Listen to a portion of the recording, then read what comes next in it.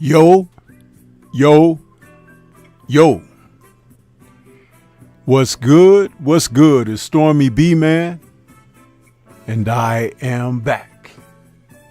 Welcoming you to Answering the Bell with Stormybman, the evening edition for this Sunday, December 7th, 2025. I want to say thank you to everyone that's decided to come in this evening and check me out, because I was having so much of a problem earlier this morning with trying to get my bandwidth straightened out. YouTube has sent some kind of glitch through my algorithms where everything, all my settings were no longer good. Just like that, over 24 hours. You wake up, everything that was good yesterday is not good today, without me having done any updates or making adjustments or anything of the sort. So I found that to be quite interesting.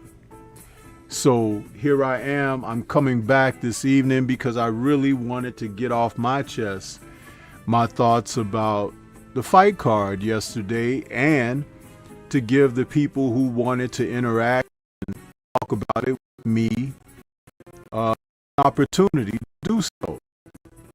You have no idea how it messed with me. I'm not trying to do to the rumble. I'm simply trying to keep it here on YouTube. I had ran a series of tests, and the tests showed me to be correct within some adjustments that I had made, and I'm just hoping things hold up. I'm not 100% confident in it, but I'm doing my best. You know, I've looked up some things online, tried to follow through, and when I ran the test for almost 12 minutes, and everything within that time frame looked to be good. But again, that was test, you know. So I had a chance to do some things that I had to do personally, and so here I am. I'm back. I also want to welcome, we have a series of new subscribers to the channel, and some of them are from overseas, the UK and different parts of the world, and I want to acknowledge that and say thank you for, you know, signing up for Stormy B Man's content. The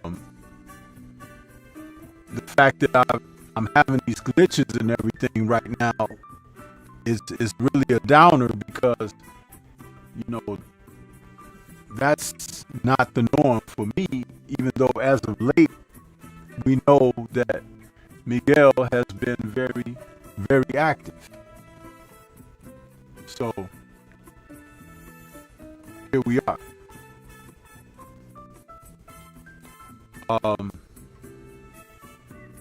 want to acknowledge, you know, the fight card from yesterday, where we had Roach challenging Cruz for Isak's WBC interim 140-pound title. The fight went the distance, seeing Isak and Roach come out of that with a majority draw, much to the chagrin of everybody that watched, because you have people that feel that either man won, but the judges just can't seemingly get this stuff straight, man. And I know that there's a lot of politicking going on.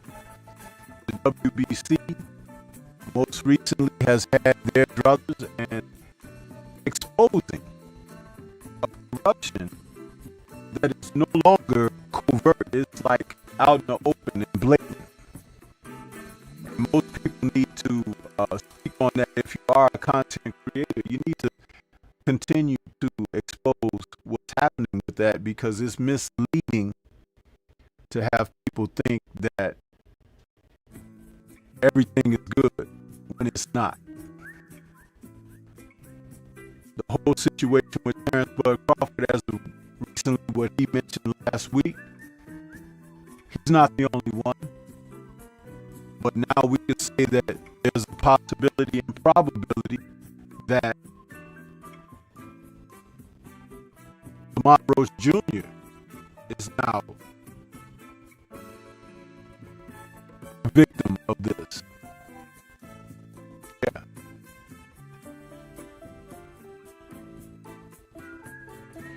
Yeah, Condo, I can hear it in my playback. It wasn't when I first started.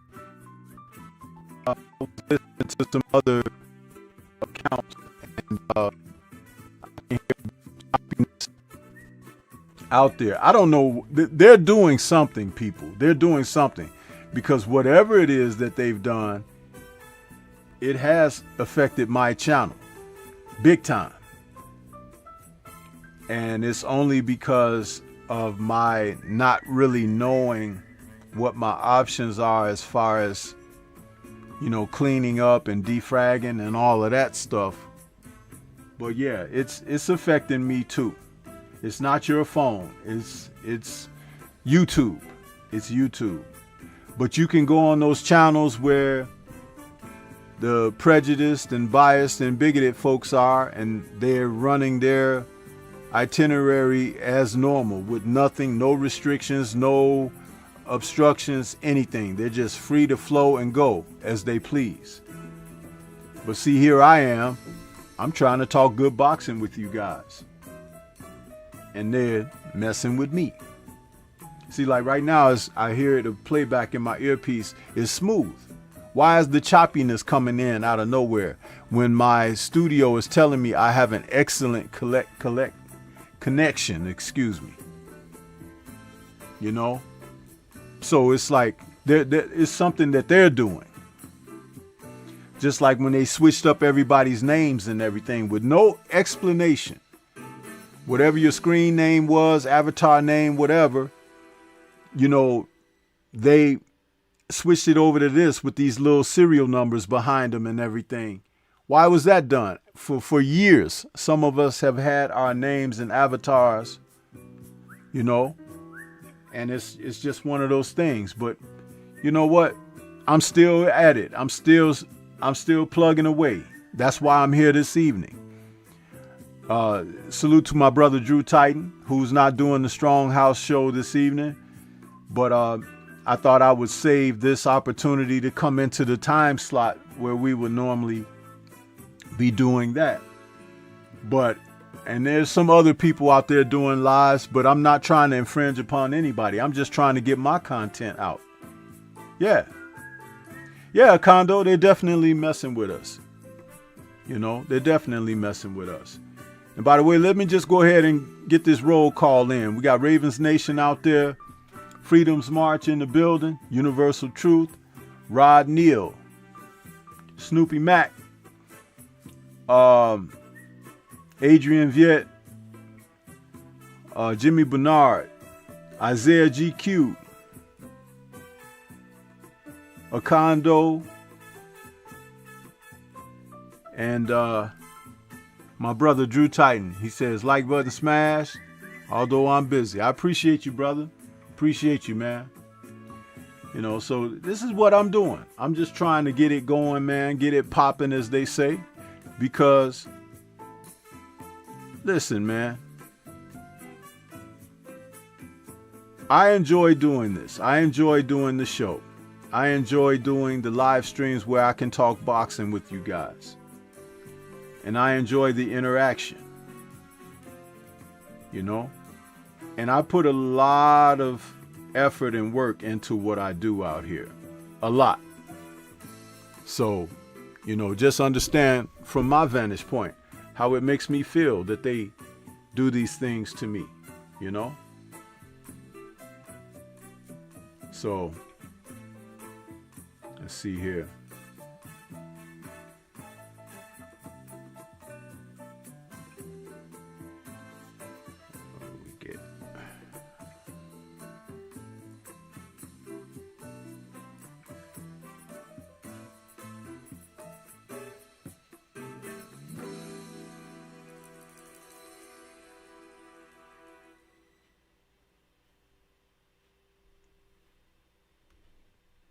So as we get ready to get on down into the nitty and the gritty of things, I'm trying to pull something up.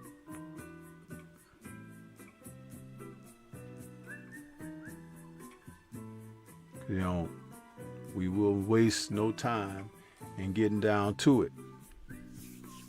Let's see if they do my transitions correctly, because, you know, earlier I couldn't even transition or anything. So, let's see what we can do.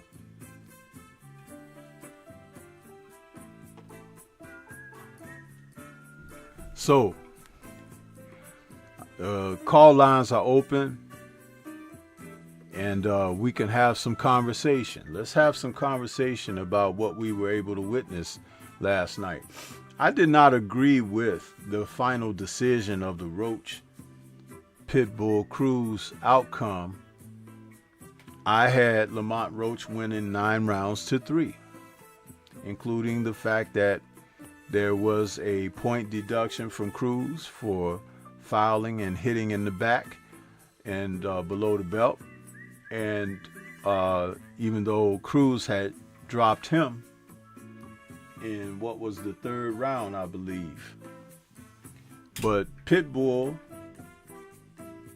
once he figured out that he wasn't going to be able to bully and intimidate Lamont Roach, the fight changed for him immediately. He was no longer interested in putting in the hard work, but trying to just land a punch here and there.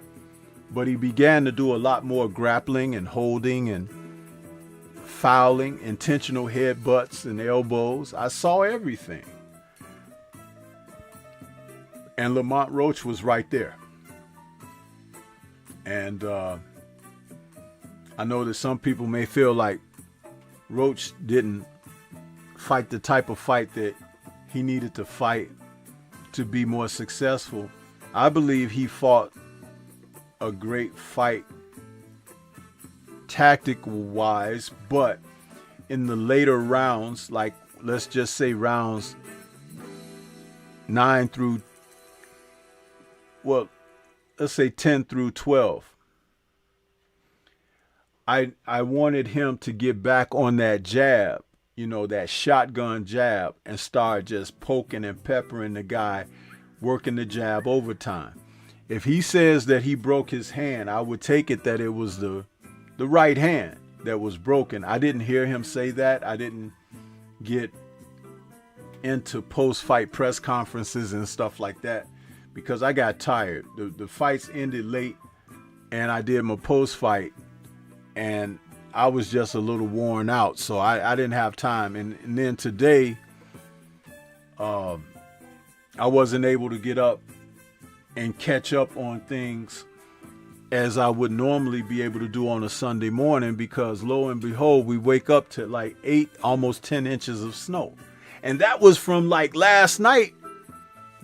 It had to start snowing, people, like, I want to say maybe after 11 p.m.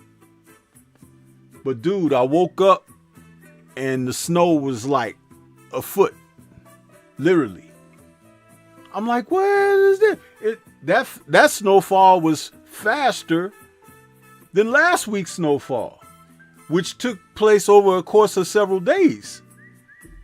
This was like, just like, and I'm glad that I didn't have to go to work this morning, because I would have had to do snow detail of clearing so I could get out of the house. It's like, my goodness, man.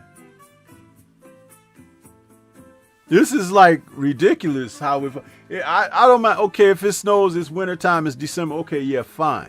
But my goodness, give us a break, huh? Not 10 inches every time it come down. It's crazy. Jamal Davis. Freedom Mark says it's crazy. Yeah, it's crazy, man, what they did with Roach. That decision. You see, that's like fallout from the Bud situation. Not that they did it because of the Bud situation, but it's right on the heels. It's like it's showing you how the WBC, Stormybman, and how they look at the black fighters. And if they start giving these decisions to the black fighters over their Mexican opponents, even if it's just, you're actually showing the world that the Mexican opponents that they're defeating are not on par.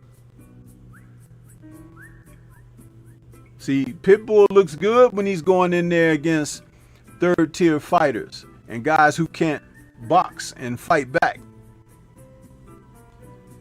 Giovanni, what's his name? Not Giovanni. The one guy that he fought. What's that kid's name?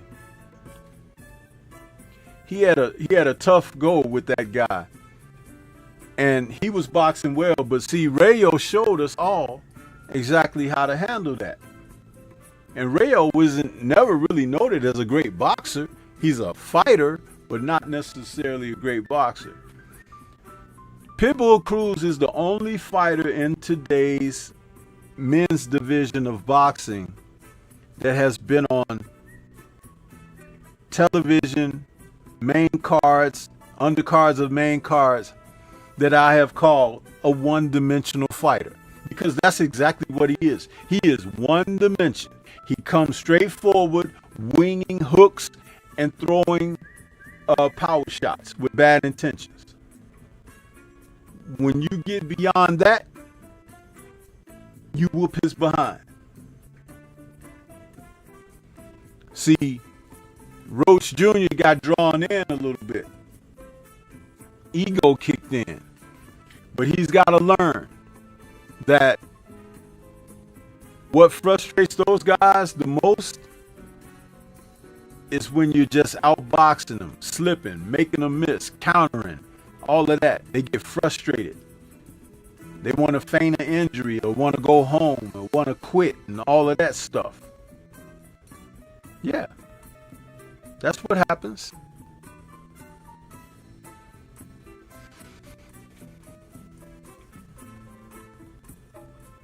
Kondo says, I was thinking of moving back to Atlanta in a few months. It snows there too.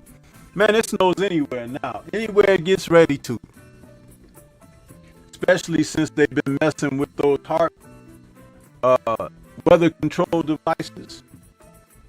They can stir up a snowstorm or a drought or a rainstorm or a tornado or what do they call them?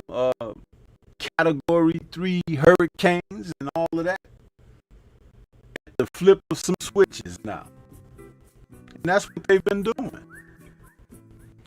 Plus, they got Reagan's original Star Wars technology up there in the atmosphere. Huh?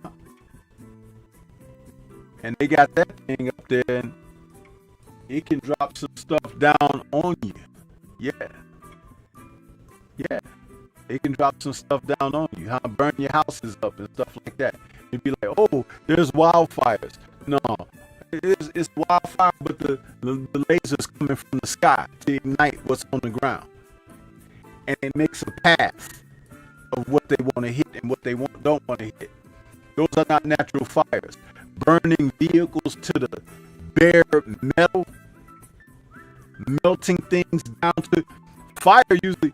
And trees being totally consumed and then not touched at all. A tree right here gets hit. The tree next to it don't burn at all. Get out of here, man. When are you guys going to wake up and use your things, huh? There you go, Freedom's March. Giovanni Cabrera. That's the guy I was trying to think of his name. I'm not even trying to open up additional windows so I can look at my cues and everything like I would normally do, because I'm not trying to mess up my screen. See how I'm trying to walk on eggshells around here? This foolishness.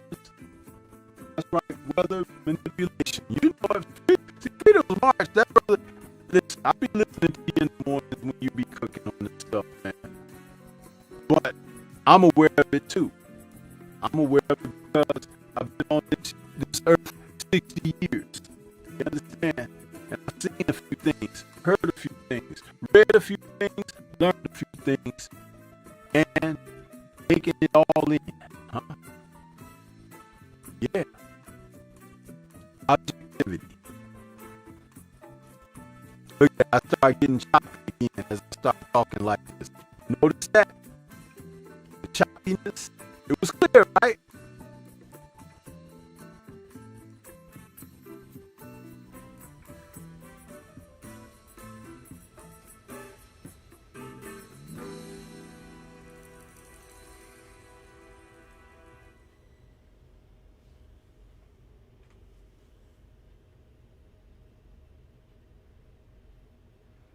But my studio says the connection is excellent.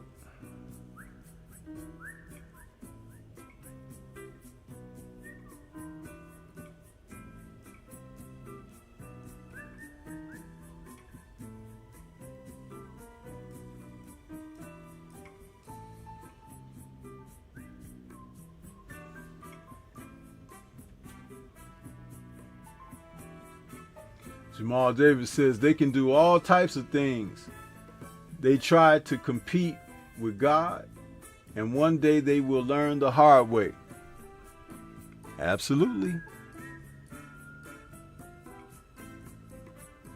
Absolutely.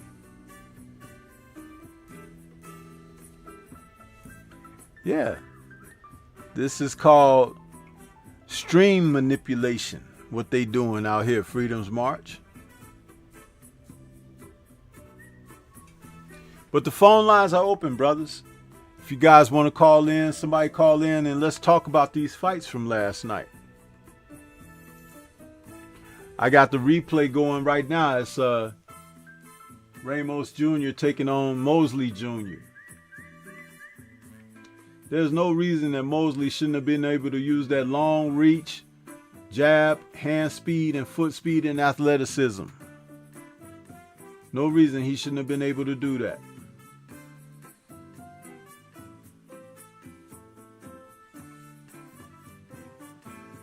Yeah.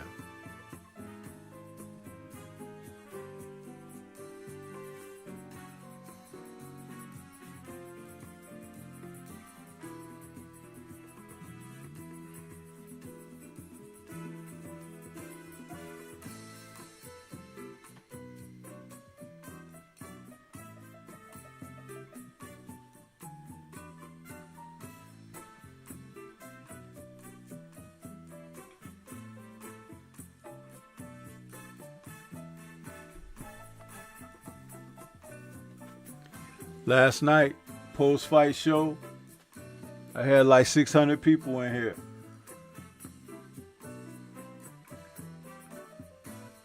And YouTube is trying to hold me back on my subs and everything. 600 people don't just tune in at random. They're there the entire time.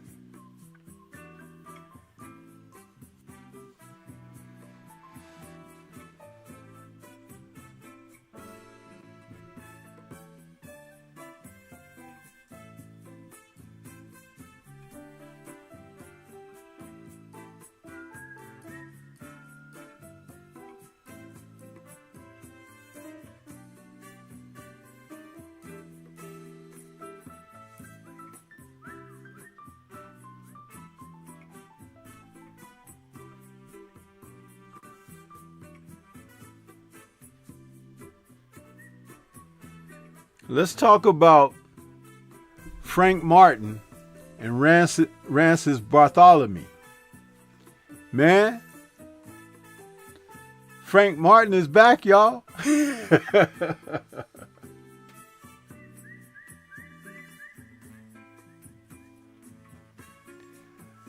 Yeah, I got you, Freedom's March. I'm not gonna be on here very long. My my normal show is like 2 hours. I'm not doing 2 hours this evening.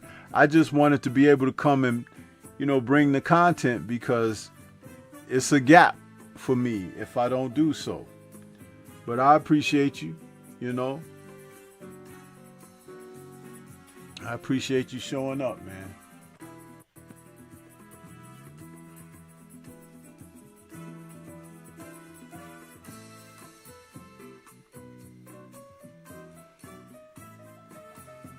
Frank Martin looked to be strong, quick, and purposeful last night. And Bartholomew is not a pushover. He's a good fighter. He's the type of fighter that has a wealth of experience. Been in with some quality guys. And Frank, having been off for a while,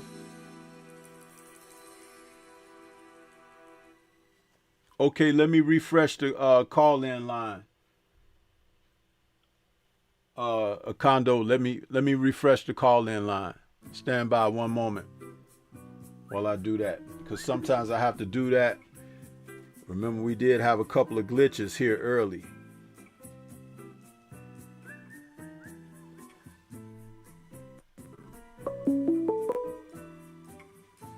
Okay, Kondo, try it now. Try it now, brother. Convos with Cam, what's good with you? Appreciate you stopping in. Peace and blessings to you as well.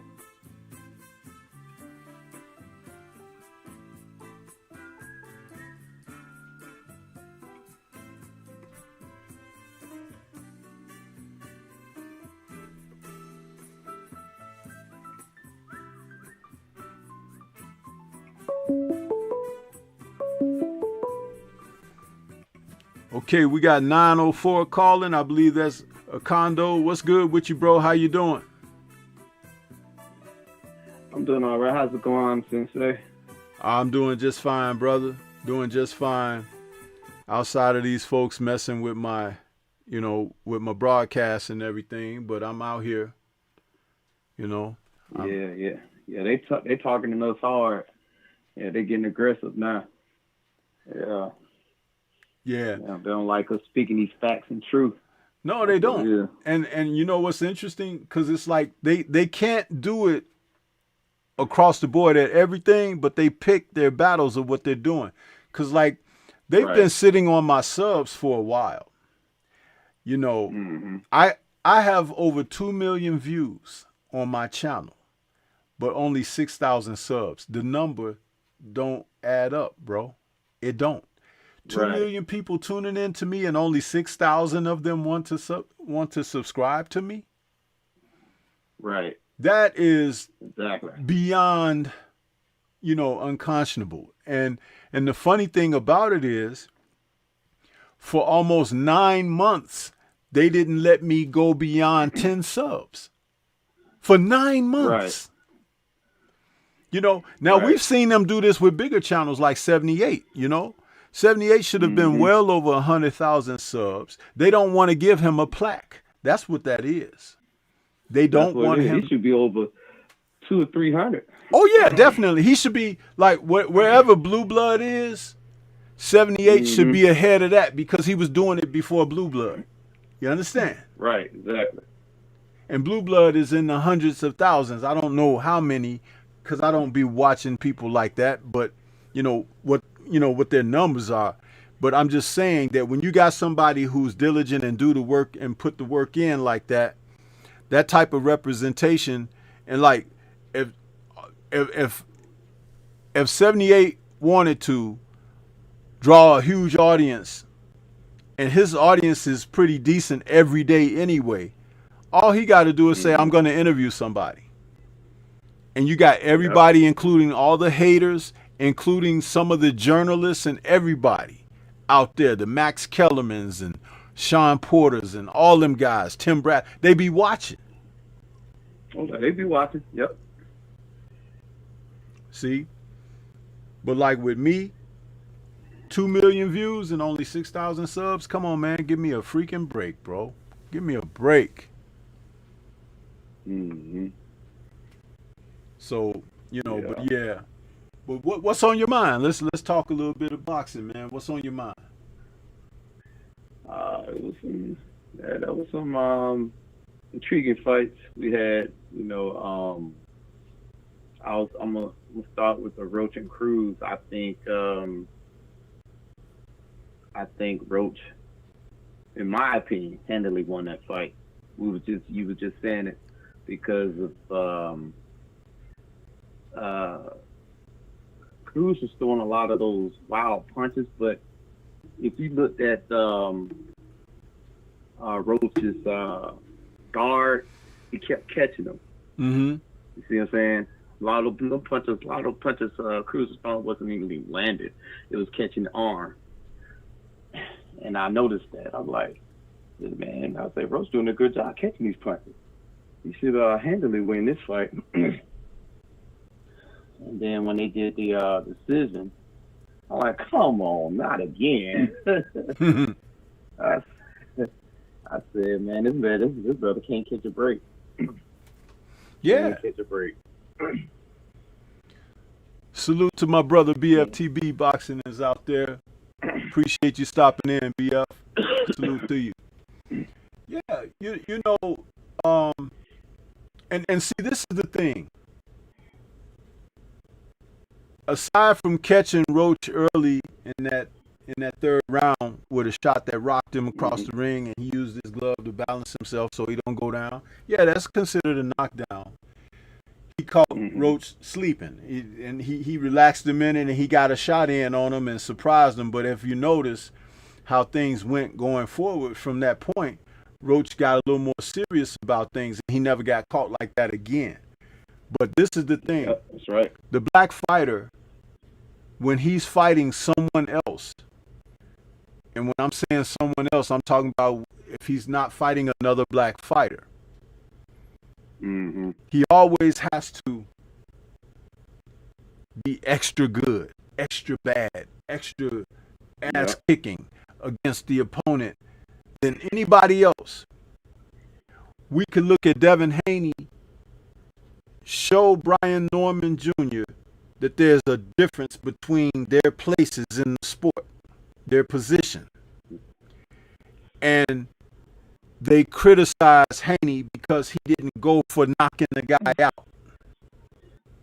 But we could watch Vasil Lomachenko box guys, stay at a safe distance, out of harm's way, get dropped and get up, and still win unanimously. And they talk about what a matrix he is, and how sharp he is, and the footwork, the movement, and all of this. It's like, wait a minute. You save all of your positive critique for your prejudices. Mm-hmm. You know?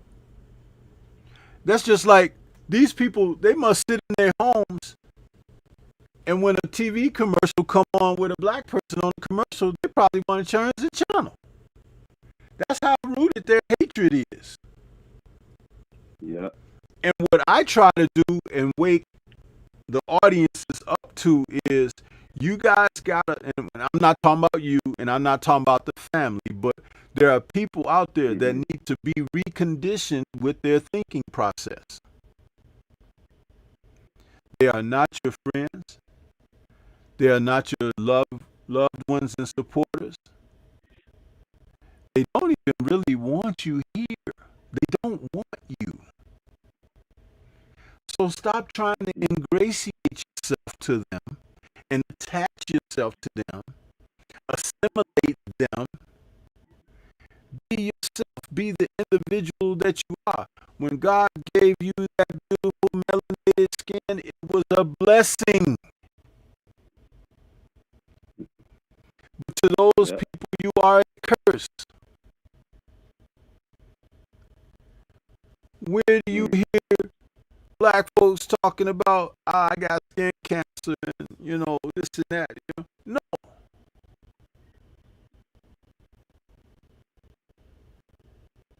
All things formed out of the universe come from carbon. Carbon is what color? matter. What color? Black. Yeah. Black. Yeah. Check this out. Yeah, that's This right. is how it goes over people's head. Whether you're a God-fearing person or not, whether you Mm-hmm. are religious or not, this has nothing to do with this, but this is the teaching of the word. It says, in the beginning, there was the Word, and the Word was God, and the Word was with God. And he spoke all things into existence, right? Mm-hmm. And then it also says this, get this key part right here. Let there be light. So before he spoke that, it was what? Darkness. When you close your eyes, you see what? Darkness. When you are evil, you are what? Dark. When you have no life left, it's what? Oh, yeah. Pitch black. Do you see what I'm saying? Yeah. So it's like, Yeah. no matter what they do, no matter what they say, or how they try to come at you, understand that when you take in truth, it can't be put down. It can't be covered up. It can't be hidden. Because God put it out in the open from the beginning. So let that light shine upon you.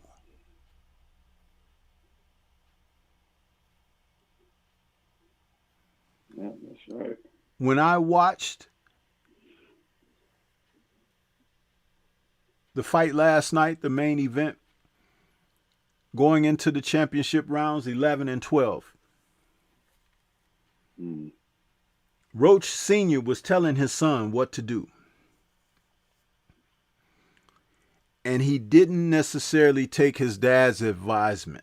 Basically, he was saying, you got to get busy. You got to pick it up these last couple of rounds.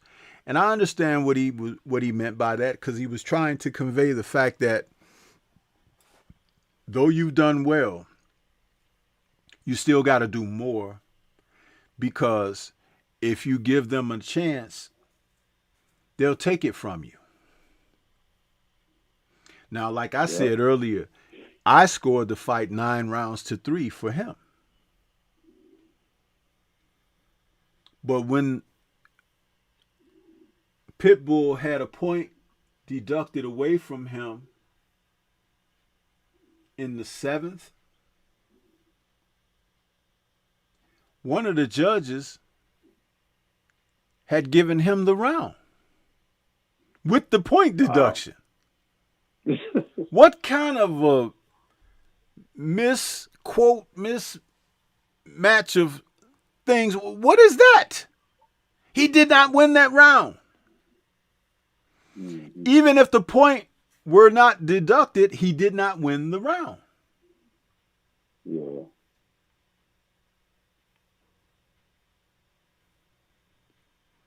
The announcers who love to talk about the other fighter against the black fighter, right?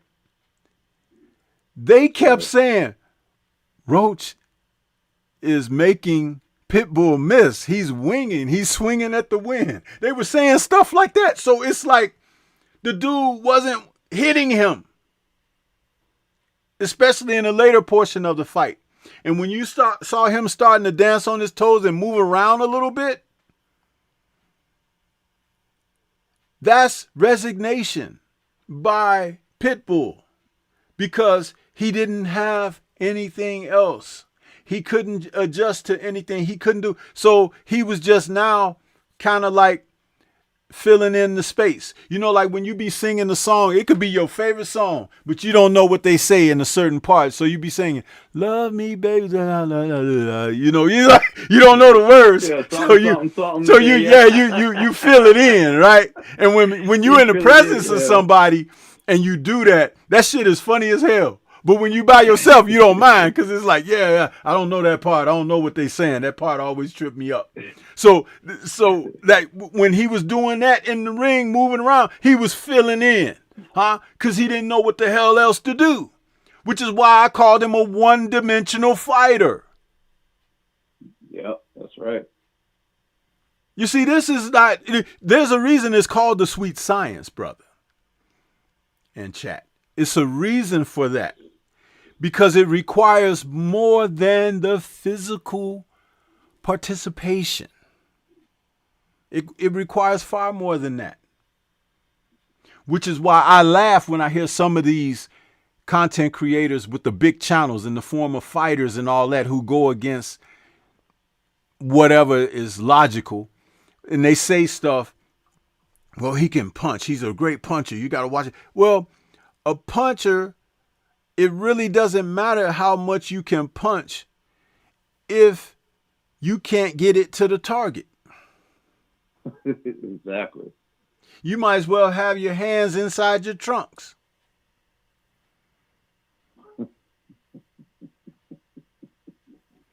That's why when you have a fighter like O'Shaquie Foster, who boxed beautifully last night. O'Shaquie boxed so well last night, his performance was reminiscent of what Devin just did to Brian Norman Jr. It's like when you see a guy, and O'Shaquie did it from the beginning, the opening bell. It was like he was there to send a message to Fulton that we are on different levels. And that was obvious, especially when they got on the scales, huh? Because 2 pounds, that's my new nickname for Fulton. 2 pounds. Yeah. Because 2 pounds came in there thinking that he was going to have an advantage or whatever. The only advantage that he had was he was going to be one of the leading losers of the evening. That was about it. Yeah. If someone would have given him a secret escape route out of the ring by like round 7 or whatever, he would have taken it.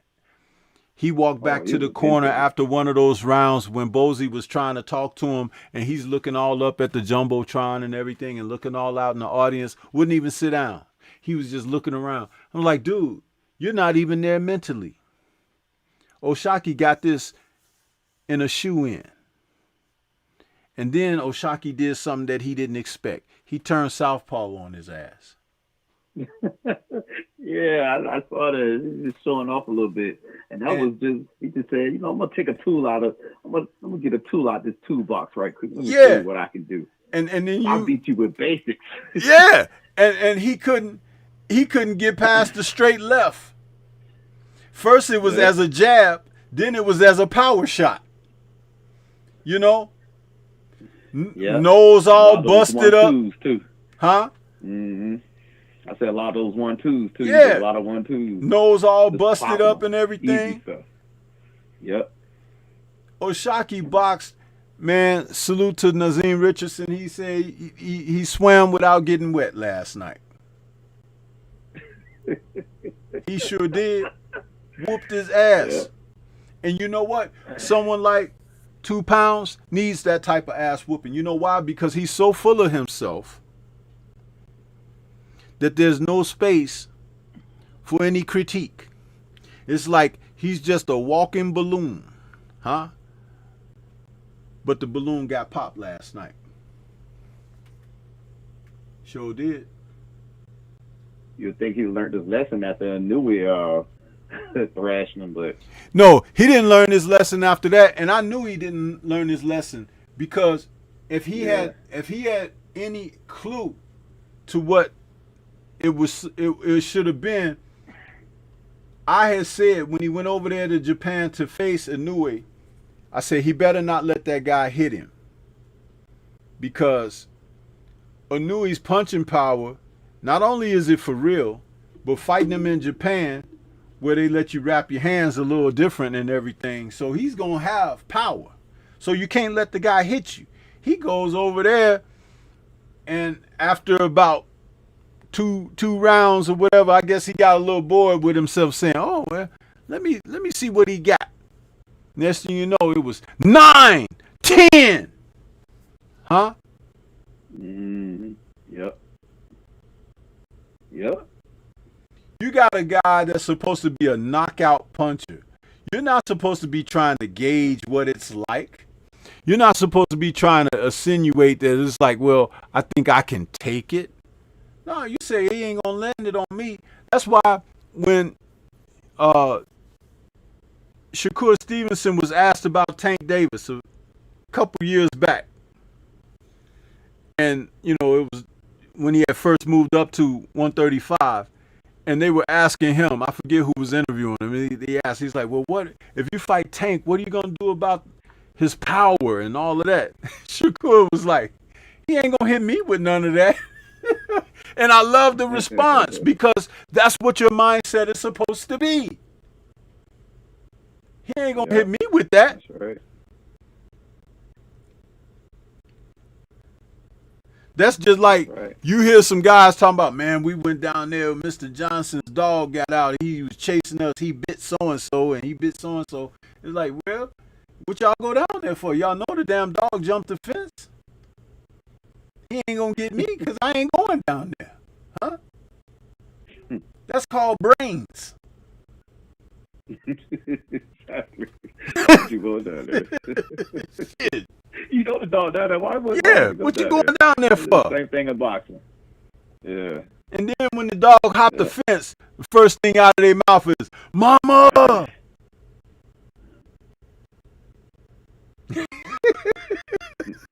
Shit, man. Yeah, man. That's What'd you think of Frank Martin's performance, brother? I think it's a good comeback. I think that was a good comeback for him. Yeah. And I think if he keeps going, I think that's a bounce back fight for him. Yeah. And I think he's gonna get, if he keeps going, he's gonna get an opportunity to redeem himself, for letting that fight with Tank slip away. You know what I'm saying? Because he had Tank, but when he sat right up there and just chilled at the ropes and stuff like that, and Tank just, okay, you can just go stand now. Okay, cool. And then flatline him. Mm-hmm. So I think he learned from that, and you could see it in his performances now. So I think it's nothing but upside for him. I think his opportunity is going to get better for him. So just got to keep going, keep digging at it. So hopefully, he gets a couple more fights and get, maybe get some names on his belt, some more names on his belt, See what's happening. But he looked real energetic and quick last night.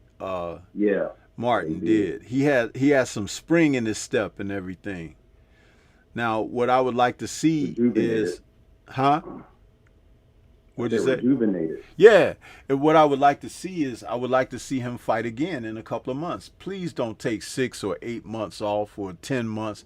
Come back, man, within a couple of months and get back in there. Get back in there. Got to stay warm. That's right. Yeah, And that's one of the problems with some of these PBC fights and cards, because, they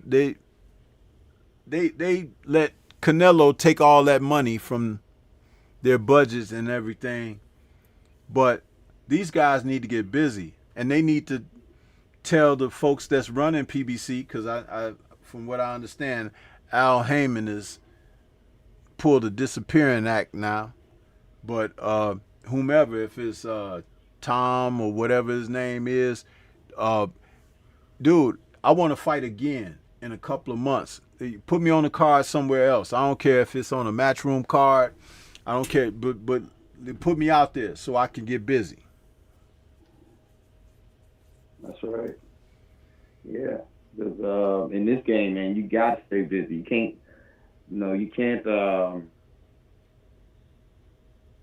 sit out for a couple of years and then try to get back in the ring, or it's you got to stay warm and active. Like you say, even if it's just getting on a card, you know, um, as a maybe not per se, how can I say it? No, just get on the card. Just Yeah. get on the card. One of these big fights. You know what I'm saying? You ain't gotta be, you ain't gotta be a main event or one of the main. You know what I'm saying? Just get on there and keep yourself active. Keep your name out there. That's the worst thing you could do is put yourself on the shelf. Put yourself on the shelf. Yeah. Yeah. By not staying active. Because you get in there rusty and stuff. Your timing to be off. And you may not even take instructions well because it's a lot of things that go into that fight. You know what I'm saying? Timing, listening to your corner, a whole lot of things that go into that one fight, Mm-hmm. So you can't afford to be off like that. Can't afford to be off like that. But I think he did great. Just gotta stay at it, Stay at it. And Mosley Jr. let Ramos outwork him, outbusy him. He just didn't fight with any type of passion, or it's like. And then I had said on my pre-fight breakdown, I realized that Mosley Jr. is 34. Dude, Oh, it's almost over. yeah. You know what I'm saying? Yeah. All he doing is just trying to get a little paycheck. Yeah. Just trying to keep lights on. Yeah. You see how things can happen for a fighter, and then next thing you know, the window closes. Mm-hmm. There's a guy in the UK that's getting ready to experience that right now too. You know who it is? It's Joshua Buatsi at light heavyweight. He had a couple of chances to fight for a world title. He didn't do it. He didn't take it. Then he changed promoters. He was with Boxer. Then he went over to, I think he went over to Matchroom now. And it's like, there's something about when these guys change promoters. It's like there's some kind of contractual rule of thumb that they don't fight for a certain duration. Maybe it's 6 months, maybe it's 10 months, maybe it's a year or more, but they be on the shelf when they make those transitions. And I think that's due to, legalese that's in the contract or whatever. This is why these guys, they have to get back into telling their promoters, just put me out there, put me somewhere else. Put me, the promoter can do that. They can put you on a card somewhere and let you make some money because they still getting their percentage off of you. You know what I'm saying? But these guys, right, some of them enjoy being sitting on the shelf. And Mosley Jr., he's had more than enough opportunity. He should have beat Ramos last night. He should have. Yeah.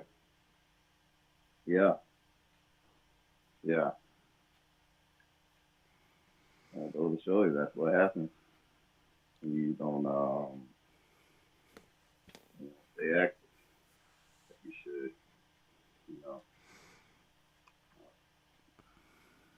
like you say, you should have easily beat Ramos, but hey. Yeah. This fight game ain't nothing to play with. You gotta, if you're gonna be in it, you gotta be serious. Yeah. And all levels of it, you can't. That's just like, how many times have you heard these young guys say today, like, I don't really watch boxing?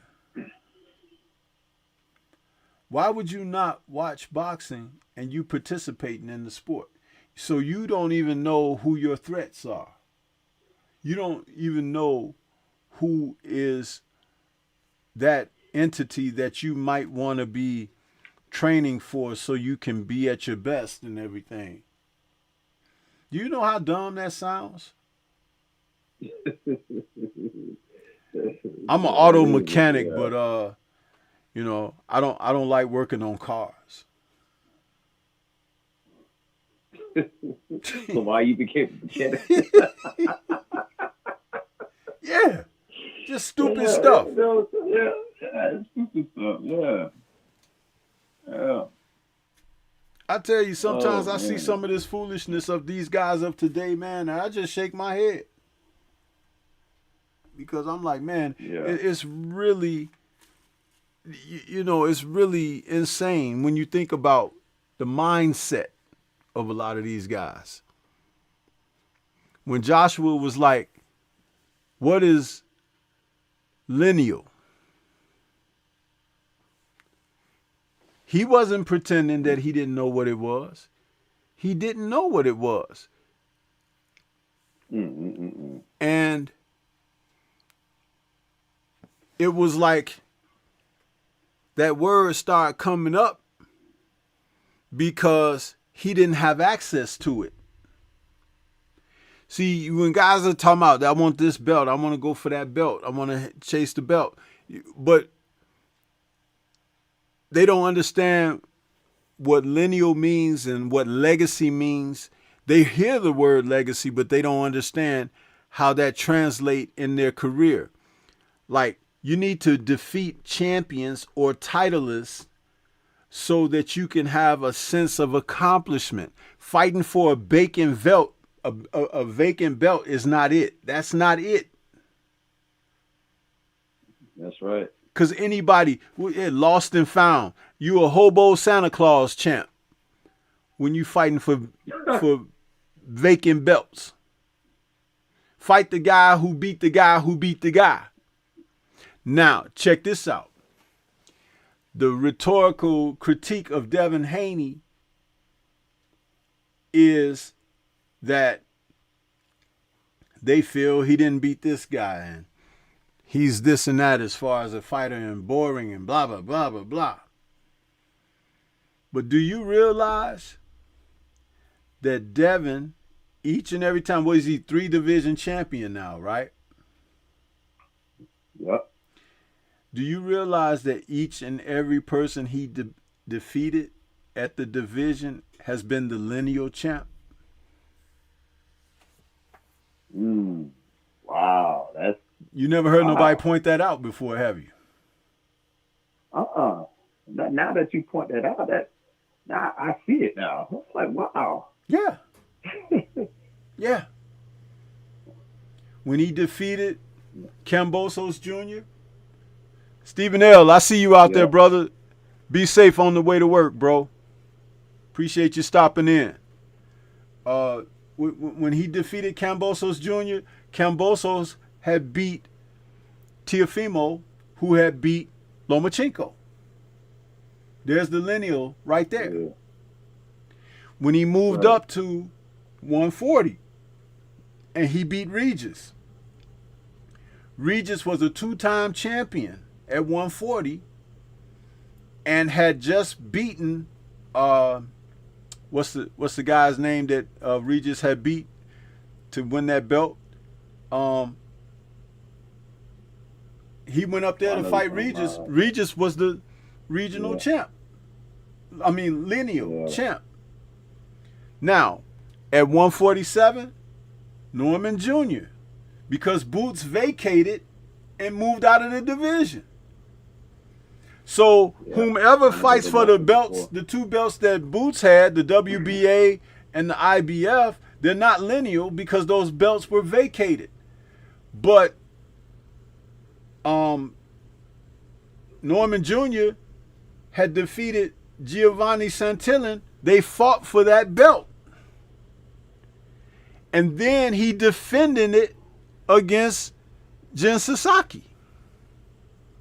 So even though he had 1 title defense under his belt, it was a lineal title.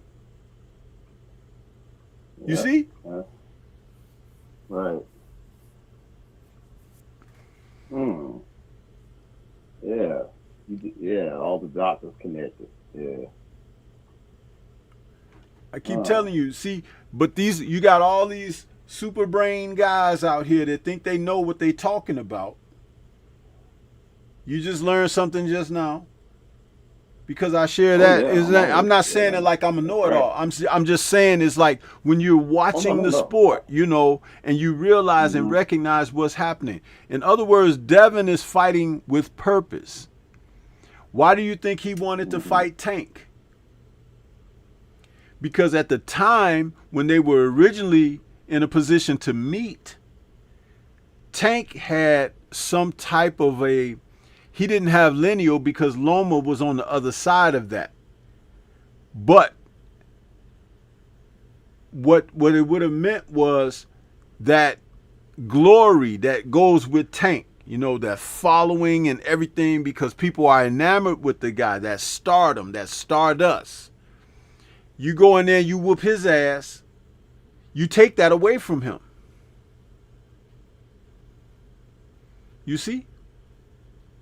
This is That's why why I think people need to do the proper thing. yeah. They keep talking about That's Boots and Ortiz Jr. fighting. But for what? There's no title on the line. Neither one of them is champ at 154. If you yeah. just want to make a fight because it's a good fight between two dudes, okay, that's cool. But give us more of that too. Yeah. When they asked Rolly about fighting Haney in a unification, he slipped up and said, "Why do I gotta sacrifice?" But then he tried to switch it up. He don't want to fight the guy because he ain't No, he confident don't. that he He could don't want win the so fight. happy. Yeah. Yeah, that's right. He don't want no part of him. He don't want no part of him. But he want to talk stuff Yeah, about Rolly. him. See, Yeah. this is the part where, like, when you get those scribes out there who say stuff like, "Oh, because he's talking stuff," they like, well, Rolly's saying that Devin is boring and he needs to find some. No, he wants to fight you because you got a title, man. He wants to collect the titles. You're sitting on titles trying to make money. Get the hell out of my sport of boxing. Yeah. And that's what it's come down to. A lot of these kids coming into the boxing is it's not for the sport, it's for money. And that's the wrong. And you already going in with the wrong mindset. You know what I'm saying? Yeah. Already. You know. Absolutely. And Because that's the guess what? problem. There's other fighters, and there's always a new, fresh dude on the scene. Look at, you got Abdullah Mason out there now. Oh yeah, that kid there. Whew, like, he's the truth, man. He's pretty Yeah. damn good. My thing is, Yeah. though, I want him to work on his craft. We know he got dog in him now. We know that he can fight. Mm-hmm. But I want him to learn how to set traps. I want him to learn how to, win fights on being smarter, slicker, swim without Yeah. getting wet like Oshaki did. I want him to be able to increase to that degree, because then you are on your way to becoming a complete fighter. Don't allow them to put you in Right. situations where you get dragged into just banging it out with people. Your career will be very short when you Yeah. do that. Yeah. You got to be more defensive minded. Like you say, control distance, do more jabs. You know what I'm saying? Stop trying to, get in there and Don't bang you it think out. he Show could have that you can beat? bang it. Don't you You know? think he could have defeated Sam Noakes easier than he did? Yeah. Okay. Well, see, that's the point. Um, to get to that place and point where you can do that. See, it's different for guys who that's their only resort. But that's not his. Mm-hmm. It's not. Yeah. And let me ask you this: you think he should add more? How can I say it? Get more coaching from others outside of his father and everybody. Yeah, it would be nice if his father could humble himself and bring someone else in who has like Right, great pro experience. Pro experience, you know right, why? Because especially since now that they are holders of a title, because there hmm, will be opportunities for voluntary defense, but there are going to be fighters that they're going to angle, excuse me, that they're going to angle to put him in against. And some fighters with great experience or whatever, they may give him some difficulty. So it'll be nice to have another coach in that you could bring in for certain things, certain aspects of his game to work on, even in an advisory point. You know what I'm saying? And right, there are some men out there who don't mind working with you in that capacity. They should take right, advantage of that. right. And that's what make good camps. So to have not just your main coach, but to have other coaches or other, like you said, advisors or other people that can, you know, see things that your coach won't see. Right. And that's what makes a full camp. Because it gets tougher as you climb. It gets tougher, and you can't keep doing that, thinking that you're gonna get away with what you're doing now when you got a lot of holes in your game. Right. Even though he's cracking, he's doing his thing, Right. but it's that defense, man. It be and control distance as well. Well, A see, lot of things he it's could. not just defense, Acondo, and I heard you say several times about him and defense, because you're in the hurt Yeah, business. You're gonna get hit. It's you're gonna get hit. you Well, I'm you just go- you saying. you need what you need to do is learn the nuances of what's significant to hit and not be hit. That is the name of the game. Right. The That's what I'm. the guys who Maybe have that's what I'm trying to learned, say. Yeah. yeah, the guys who have learned that aspect of their game, they have had Hmm.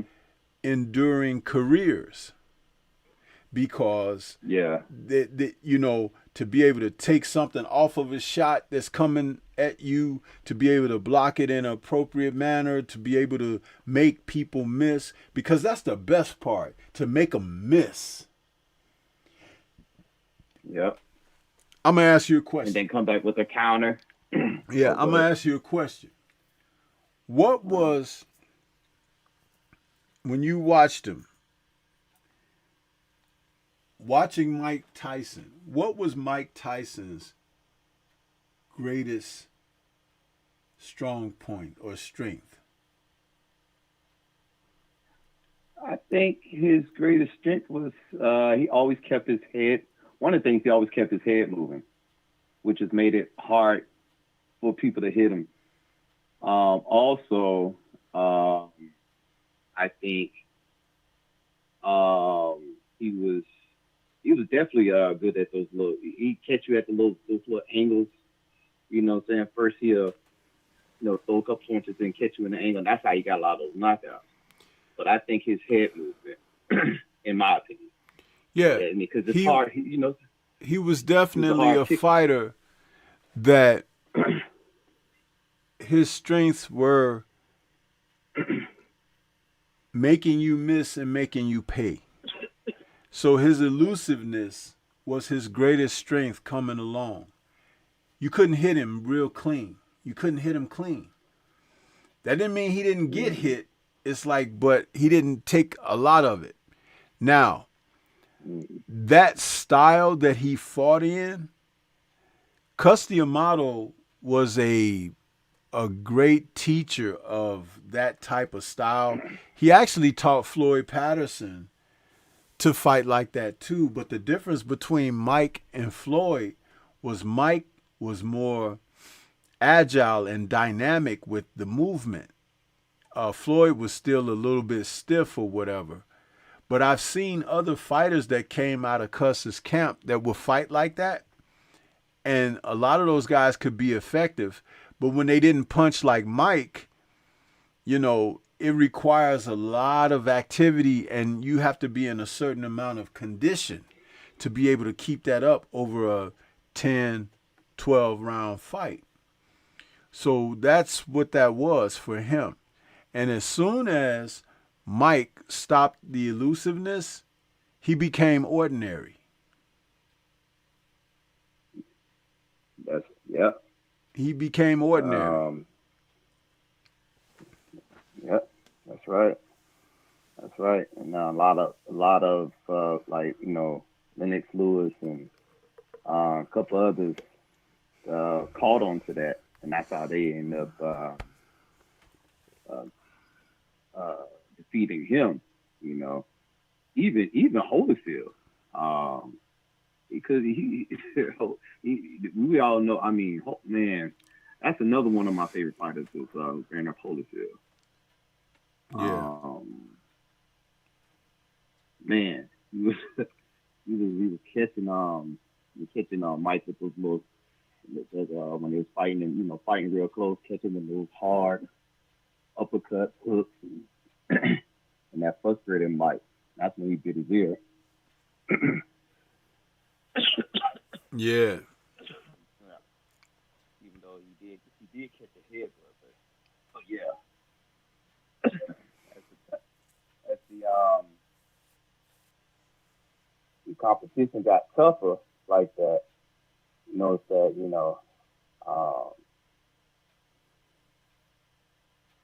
Mike wasn't. I mean, that game plan that he did before was just, I don't want to say outdated, but it just wasn't working against fighters that had that long reach and jabbing. It's just like what happened with Buster Douglas, I mean, nobody saw that coming, but yeah, I didn't see the KO coming, but I saw a tough night coming because Buster had everything that all the fighters that had went the distance with Mike, he had everything that they had. He had a good jab. Yeah. In fact, his jab was better than all the guys that went the distance with Mike. He had the size, the reach. He had good lateral movement, and his hand speed was fast, and he had pop on his punches. He was never a noted knockout puncher, but he had knockouts from accumulated damage on opponents. And if you think of the other guys that had gone the distance with Mike, you're talking about James Quick Tillis, what's his name? Mitch Green. You had Bone Crusher Smith, Tony Tucker. That's four men who had gone the distance with Mike that were giving him issues, and all of them were like 6'3", 6'4", good jab, good lateral movement. And Buster had fought a couple of them. I think Buster fought Tony Tucker and was beating him before he stopped fighting in the 10th round. And Mitch, what's his name? The referee, Mills Lane, called the fight off because Buster wasn't fighting back. He later explained in his 30 for 30 on ESPN why he did that. He was having issues with his dad in the corner because his dad was training him and everything. His dad was really being an ass about stuff, so he just kind of shut down and quit in the fight, but not quit against Tucker. He was quitting against his dad. He explained it, which all these years we kind of wondered like why that went down like it did, but that's exactly what that was. Okay. But that's deep right there. Huh? That's deep right there. Somebody so close to you like that, you know. Yeah, Bill Uh, Bill Douglas was a former fighter himself, and he and Buster were having some issues going into the training camp for the Tucker fight, and it exploded in between the in between rounds in the corner. And he was having issues with his dad, and he just got sick and tired of his dad and was like, forget this. So he basically just stopped fighting in the fight. mm, wow, wow, man, just Yeah. learned something. Mm, So yeah. man, yeah, you can like it's like we said before, you can't play boxing Boxing, no, in you this gotta sport. Yeah, you gotta look at it for what it truly is. It's a hurt business, and in order to yeah, not be and hurt, that's you with gotta take care of yourself. gotta take care of yourself, and that's with any combat sport. You know, even especially UFC. You know, you can't go in there, you know, Yeah. faking it. You can seriously get killed. You know, I mean, you could die in the ring in boxing if you go in there wrong. You know, it's contact sport. It's contact sport. Um, you can't you can't take this stuff like, you know. This ain't no like we were talking about before. You know, these kids coming up, they don't see everything that goes into boxing. They just see the money part. Yeah. You know, but you gotta um, gotta see gotta see beyond the roots of boxing. You know, you gotta get to the roots. Stop trying to look at the leaves. Yeah, yeah, man. I really enjoyed this, man. Like last time, I enjoyed this, man. I need to get some rest because of gotta take my medication and stuff. Yeah. Well, all right, man. I appreciate your call. I know Convos with Cam wanted to call, and she was getting ready to. She gonna check out, but I can give her an opportunity to go ahead and call in real quick because she may have wanted to say something on the air. But I appreciate you calling, Okay. brother. It's been a minute since you called in, so thank you for Right? Yeah. supporting me on this evening show because I don't usually do it. I usually be on with Drew Titan on Sunday evenings, but they messed off my stream earlier this morning, so you know I'm just trying to get my content in. So, Right. Right. Right. but yeah, Yeah, man. don't be a Likewise, man. I, yeah, I don't be a really stranger. enjoyed this. Don't be a stranger because that's why I tell people all the time when you call in, we can have a conversation. It's like, and it just go from there. So yeah, but I appreciate you, man. Yes, sir. Yes, sir. All right, bro, you take it All easy. right. You too. All right, peace.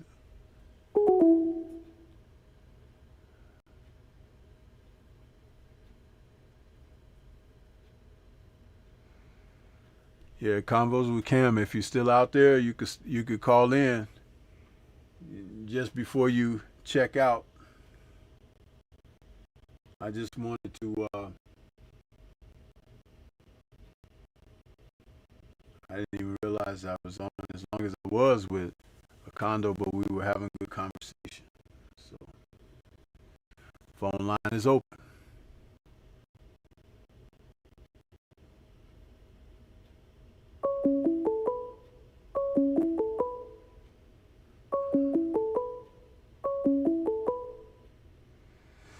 Okay, we got 434 in the building. What's good with you? Welcome to the show. What's up, Stormy?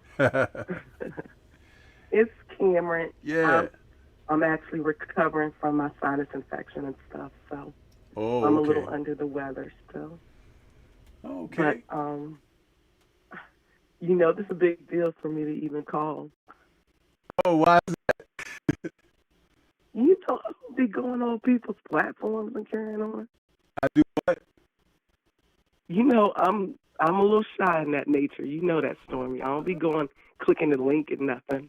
No, well, you know what? But you contribute to the community big time, and your presence and everything, and what you do on your channel is great stuff.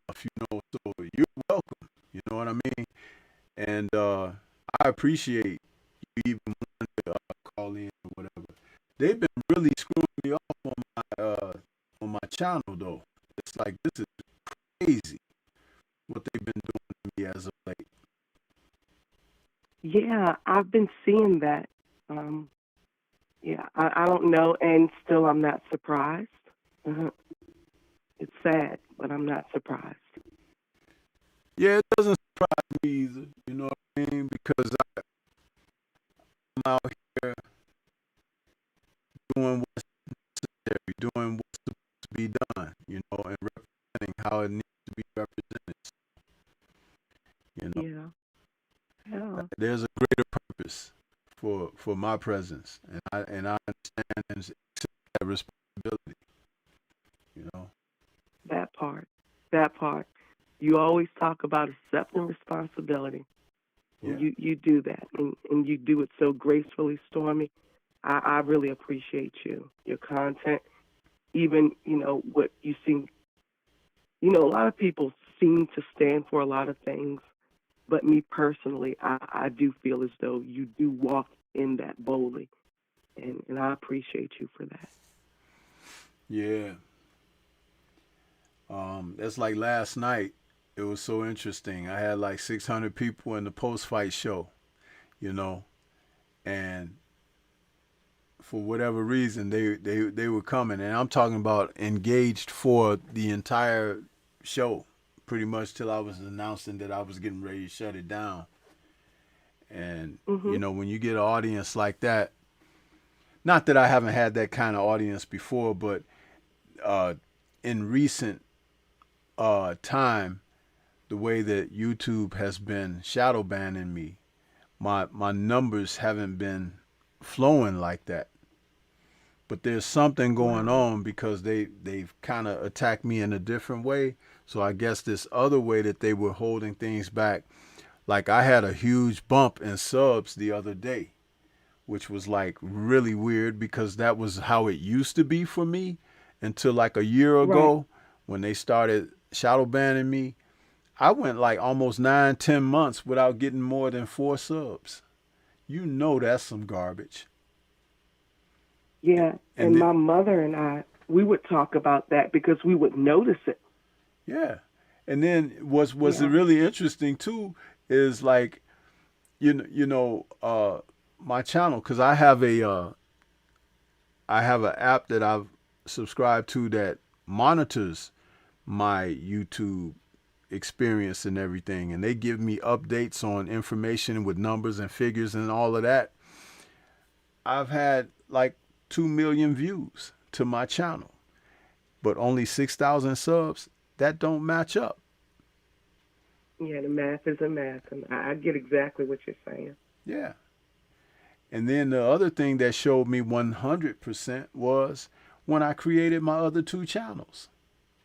They're growing exponentially. It's like just like it was when I first started out. Yeah. Yeah. So why is the numbers just happening over there but not here anymore? Yeah, they've shadow banned me. Just like they've done 78, a couple others. But it's not going to stop me. I no, no. Mm-mm. In fact, I may have Nope. doubled or tripled down on the content that I do, you know, because Mm. it's like, what I do, I do what other people are not doing. And that's okay because that's my lane. You know what I mean? But at the same time, that's a sincere effort toward putting out the quality content. I've said some Right. things during that call that I just had with a condo that people did not know. It's like I spoke to Junior the Truth behind the scenes earlier today. I've said some things with him that people do not know. It's like and again, there is a greater good that I serve out here, but when they allow so much foolishness and mess to just get out, and then that's what they want to push. You know how you can open up your page and what your feed is. How you getting all these feeds from folks you don't even know, you're not even interested in. Right. And you get more of that than the people that you subscribe to. Isn't that kind of crazy?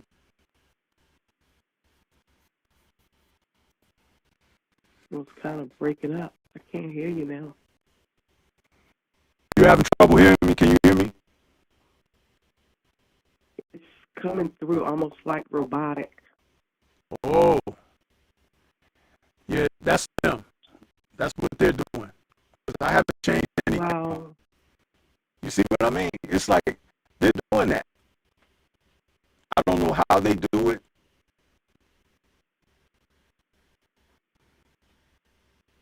Yeah, but as soon as you started that conversation, and But my studio says excellent connection. Excellent connection. That's what it says. So where's that stuff coming from? yeah, it's wild that I can actually hear you, like, through this phone this way. This is wild.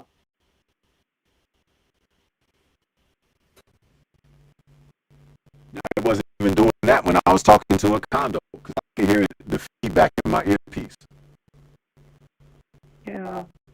Well, Stormy, I was finally had got up enough in me to call, and I said, I'm going to call, but I was hoping you had forgotten.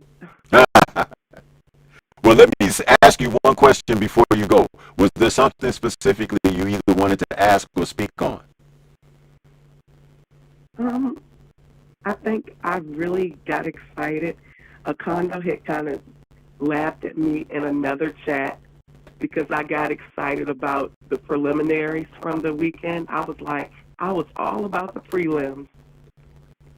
And it was because Frank Martin is back.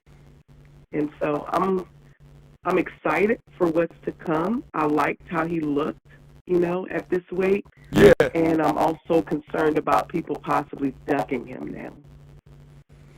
Well, yeah. And that's the thing, because he did have a great performance. I talked about that a little bit. And, I look forward to seeing more of him. Even when I was talking to a condo, I was like, now, please come back in a couple of months. Don't let them sit you out for 8-9 months or almost a year, from now. Yeah, it's long. Mm-hmm. It was long. And I did like the matchup. Some, in their opinion, may be like, oh, well, that was more of a tune-up.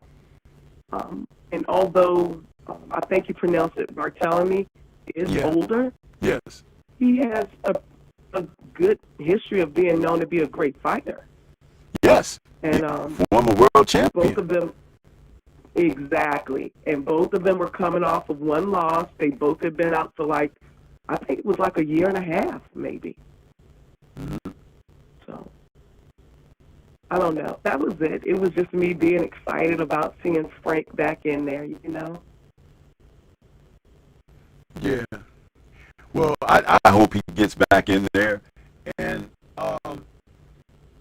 make it early 2026. Don't let him, keep you out. And as I suggested, even if you have to tell your promoter to put you on another card, where you can just get some work. Yeah, so he can stay busy. Yeah. I do agree with that. I noticed one thing he did, and you might have to remind me, Stormy, but I noticed one thing that I hadn't seen him do before, and that was with him turning his opponent so much. Yeah. That was different, and I was really proud of him. Okay, so I'm going to stop big up and Frank for the night. No, it's okay. You know what? Frank deserves it. He earned that. He earned that consideration because we hadn't seen him in a while. people really killed him when he lost to Tank Davis and everything. But I believe what he showed last night is that he was working on some things in the gym, and he got a chance to let some of that come out in his performance. And I believe him stunning Bartholomew and then, catching him clean and knocking him out cold. Nobody had ever done that to Bartholomew. So it's like that's a lot to be commended for with Frank's performance. I agree. I'll definitely agree. Well, Stormy, I appreciate you taking this call. I was so excited to call in. That's all good. You could, next time catch us on one of the earlier shows, for a Sunday.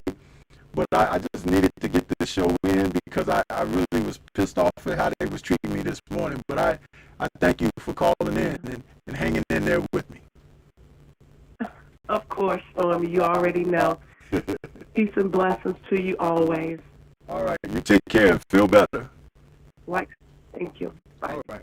Bye. All right. Combos with Cam. Calling in, supporting the show. And now it's not even choppy now. They got me sounding like she said, robotic or something out there. These people really need to stop their foolishness, man. They need to stop it.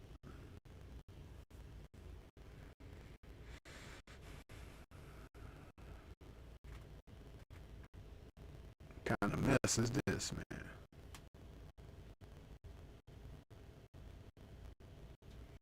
Yeah, Stephen, it's chopping up, but they making me sound robotic now and everything. So,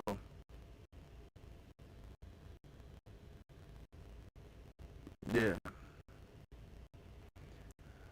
Well, I'll get ready to shut it down. We, for the most part, got our show in this evening. Thank goodness for that. And hopefully we can get things even in a better position for next week. We'll see.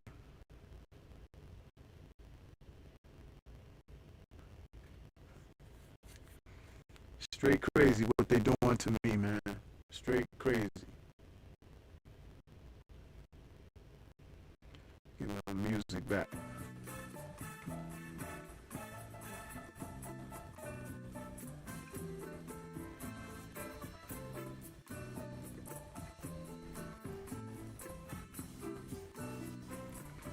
Yeah.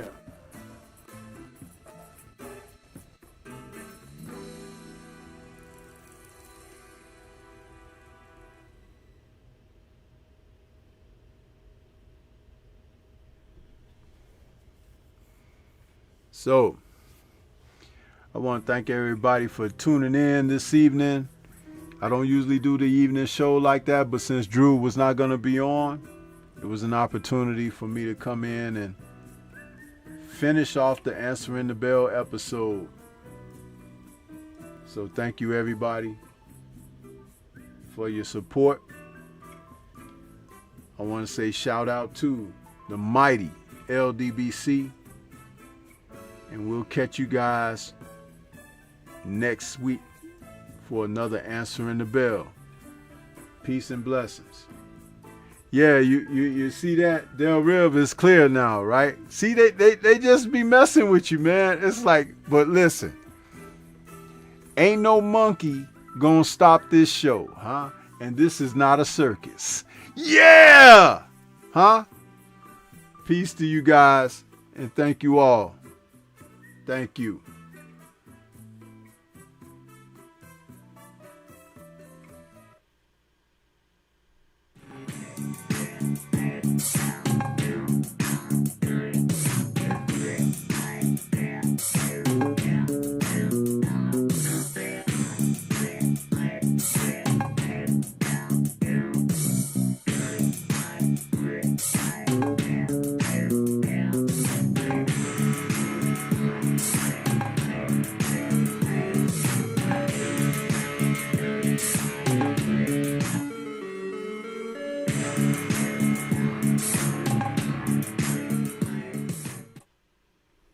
if Canelo was 100% confident in himself, I don't know why he wouldn't fight me. Especially since, seeing that everybody in his team is on steroids, which means including him, so he never got off You think he's on steroids. steroids? Of course. How does You saw De La Hoya call him out. how do five people out of your camp get tested positive for steroids? Right. You know what I mean? No, all those fucking dudes in that camp are dirty. Well, it don't matter to me. All gonna be the same.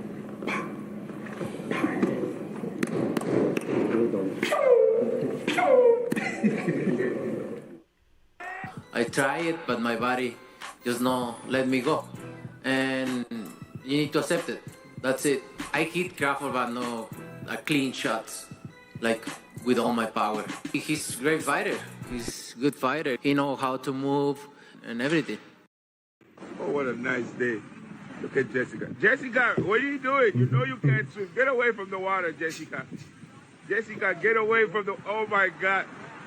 Somebody help Jessica, please. She can't swim. Go help Jessica, run. Jessica, no. Oh, my God. No, Jessica. No, the water is pulling her back in. Where's the lifeguard? Lifeguard, hurry up. She can't swim. Jessica, no. Jesus. Jessica. Lifeguard, please save her. Yes, two lifeguards. Save her, no. Please, Jessica. Oh, look. Hey, that husband is coming. Oh, you one of them dead. Jessica. Hey, please, save her. Jessica. They're coming now. They're here, Jessica.